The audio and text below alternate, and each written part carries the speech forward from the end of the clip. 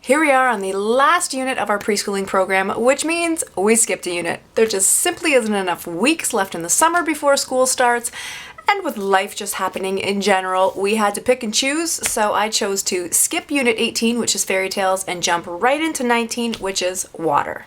This unit is so heavy with science experiments, which is great for kids and learning. It's very, very hands-on. It's going to help us introduce a lot of new vocabulary such as sink, float, dissolve, evaporate, and a whole bunch of fun stuff surrounding water. As always, we are going to help build that strong foundation for science, math, and language skills using very easy to prep activities that will require mostly practical items that you will find around your house. And if you don't have the same stuff that we are using, you will easily find your own substitute in your own home. Though I will be sure to list the supplies that we are using in the description below, along with the books that we'll read for this week of the unit. If you've just stumbled upon this video, we'll be sure to link our whole playlist starting from week 1 of Unit 1 so you can catch us right from the start. Monday. As always, we are going to start with your morning circle time or calendar routine, and we are going to introduce the poem and song that is included with this unit. And we are going to introduce the topic of water by asking a simple question of what do you like about water? Then you're going to get into today's read aloud, which is called I Get Wet. Very, very fun book. And as always, you're encouraged to do a picture walk through the book first, trying to make predictions on what's going to happen before you do the actual read aloud. Our easy activity for the day is sink or float. So grab yourself a big bin and fill it with some water, and then grab a bunch of different toys from around the house, and then have your kiddo guess whether this item is going to sink or float once you put it in the water. Let them put it in the water, let them push on it or try to pull it up to get it to float. Let them just play and see if they were right. For this activity, we chose to do it outside as it has been so nice out lately. We have been playing outside a lot and in our water table a lot, so we collected a few items from around the yard, and then Nola was guessing whether they were going to sink or float as she put them in, and she did a pretty good job at guessing. Our easy activity is what dissolves. So for this one, you want to get a few empty jars, I would say at least 4 to 6. You want to make sure these jars are clear, so glass would work really well. And then you want to put a different item in each jar and then top it with some water to see if it dissolves. So for this experiment, we did get our 6 items, and I will say Nola completely picked them all, and now I wish that I would have laid out a selection of items that she could choose from, because none of our items are going to dissolve. But she was very, very insistent on what we were adding to these jars. So what she chose was a leftover apple slice from her brother's lunch, some baking flour, a cracker, some scrap pieces of construction paper that we had from earlier in the day, and some salt.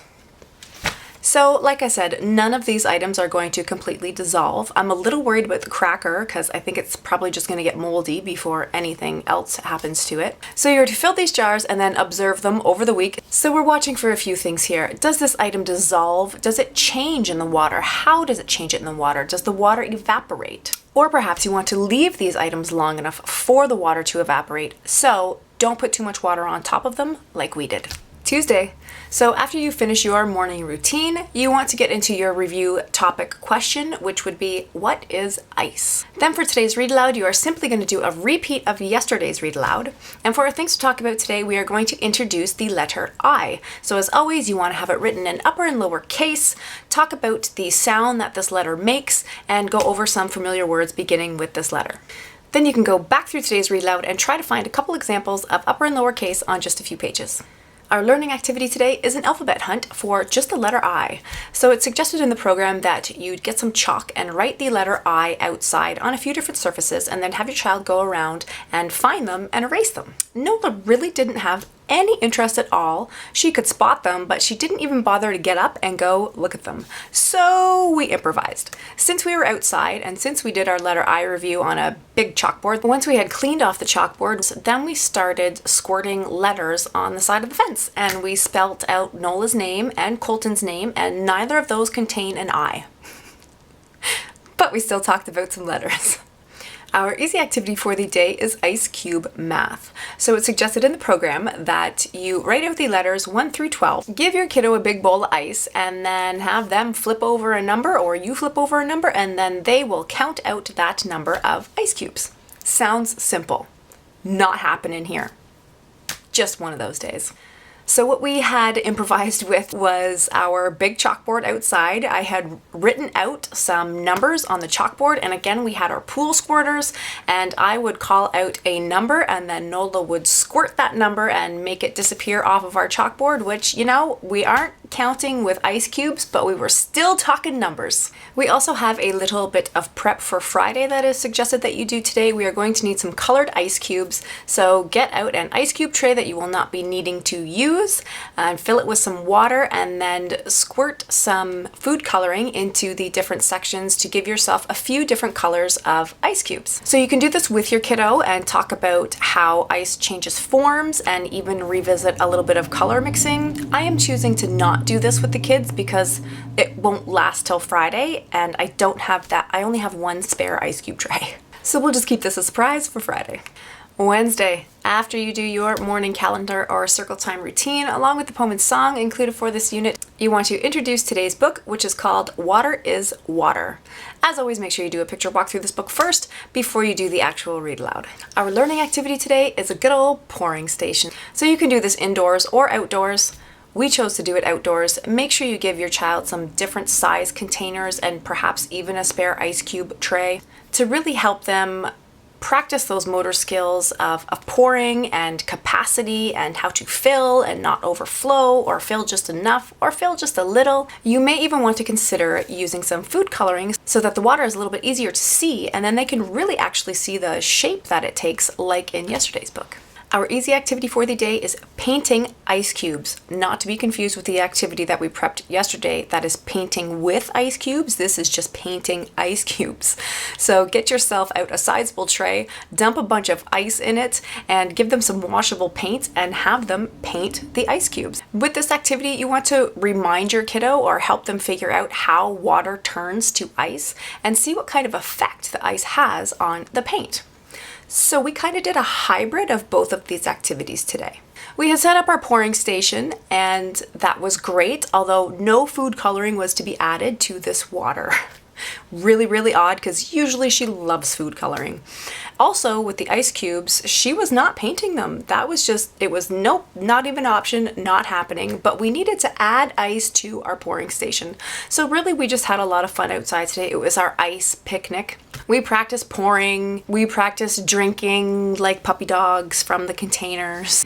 We talked about how water starts as a liquid and then we can turn it into a solid like ice, and then it can melt and turn back into its original form. So really, I'd say we just had a big sensory play with our pouring station and our ice cubes today. The kids had fun, so I was happy. Thursday, so after you finish your morning routine, you want to get into the topic of water again by asking a simple question like, what is rain? Then you want to get into today's read aloud, which is simply a repeat of yesterday's. And then for our things to talk about today, we are going to revisit the letter I. So as always, you want to have it written in upper and lower case on a piece of paper, whiteboard, chalkboard, whatever you've got. Go over the sound that this letter makes and some familiar words beginning with this letter. Our learning activity for the day is how much water fits. So for this one, you are going to get some coins and an eyedropper and work on those fine motor skills and see how many drops of water you can drip onto a coin before the coin overflows.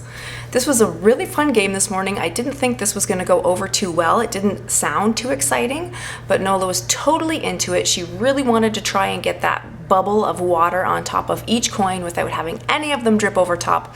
We played this probably 4 or 5 times through on each individual coin. It was really tricky to not shake the table and make the bubble pop. Then for our easy activity today, it is color mixing, again with that eyedropper. So you're going to want to set up an empty ice cube tray and then give your kiddo 3 cups of colored water with red, yellow, and blue, and then have them use the eyedropper to transfer the water over to the ice cube tray so that they can do their own color mixing and matching and just make a rainbow. Again, this was a really, really fun activity. We haven't done any color mixing in a long time.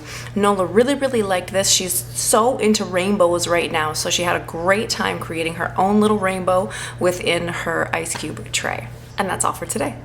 It's Friday, so after you finish your morning circle time calendar routine, along with the poem and song that is included for this unit, then you want to introduce today's read aloud, which is titled Wet. For our things to talk about today, you want to help your kiddo recap and recall information about water. So ask some questions like, what are some things that we can do with water? How can we change water? See what they come up with. Our learning activity for the day is ice versus warm water. So you are to break out those rainbow colored ice cubes that we made earlier in the week. Get yourself a bowl of warm water. Put 1 or 3 or however many your kid deems necessary cubes of ice into the warm water, and then put some other ones just on a plain plate and experiment and talk about which melts faster, why this happens, what happens to the water, what happens to the ice, and try to figure out what's going on here. So for this activity, seeing as we did this, literally this exact activity in our opposites unit, we took a little bit of a different spin on it since we were outside and it is ridiculously hot and humid by mid-morning. It's just suffocating and you need to go inside. So we got out our big ice cubes that we had already made because we were not allowed to use the rainbow ones for this. I'm not sure what she's saving them for, but it's something important. So we had to use regular ice cubes. So we set some out on our deck, we set some up on the chalkboard that we were playing with for our easy activity. We were watching them melt, we were watching the water run down the chalkboard as this ice cube rapidly melted, although we kind of lost track of it by the time it was completely done. So we did talk a lot about how the ice returns to its liquid form of water as it melts. We also talked about how sometimes it evaporates, or if you have lots of ice. We also used our bag of ice and left that out in the sun to see how quickly that would melt. And we weren't outside by the time it was done, but it was under an hour and they were sizable ice cubes. I was surprised at how fast they melted. We also talked about how the ice cubes in our hands melted rather quickly because the warmth from our bodies helps to melt the ice, but it also makes our hands very, very cold, which is really kind of once we had started our easy activity for the day, which is water shapes. So get some chalk and draw out some shapes and then give your kid an ice cube to hold, perhaps the rainbow ones if there are any left, and have them trace over the shapes, color in the shapes, talk about the shapes, how many corners they have, how many sides they have, whatever attributes for the shapes that you have chosen. We also threw in some letter I's and Nola's name. And this is where we really got into, like I said, talking about how the ice, our body warms the ice to melt it, but the ice also makes our hands really, really cold and it's really hard to hold on to it and color in these shapes. So we took turns back and forth, tracing and coloring in the shapes and just talking about the ice in general. Our dissolve or to not dissolve experiment, as predicted, absolutely nothing dissolved. The cracker looks disgusting and everything is still intact in its jars. But just before we started this unit, we were unknowingly participating in this unit. We had one of those little toy eggs that you put in water and it hatches. We had a dinosaur. It was rather large, and then after it was left out for a few days, it shrunk down small again. So we were talking about how the water inside of the toy was evaporating and it was shrinking. We put it back in some water and it grew in size again. So we've been kind of playing with that dinosaur. I had a request for some bath bombs that we hadn't had in a while. And they are so much fun. I mean, just to listen to them pop and fizz and feel them pop and fizz, to see them pop and fizz, see them get smaller, see them change the color in the bath water and the awesome scents that they have.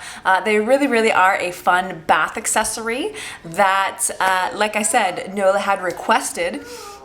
So we were playing with that, and because they are rather large, we would let one melt about halfway and then stick it in a little jar and save it for another bath so we didn't burn through the few that we had so quickly. So we really have been doing some great experimenting and playing with water inside and outside of this program because, as always, our practical day-to-day life just pops up so beautifully within this program. So that is it for the day and another week done. We only have 1 week left. I can't even believe it.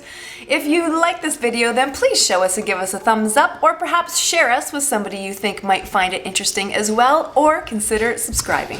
Thanks.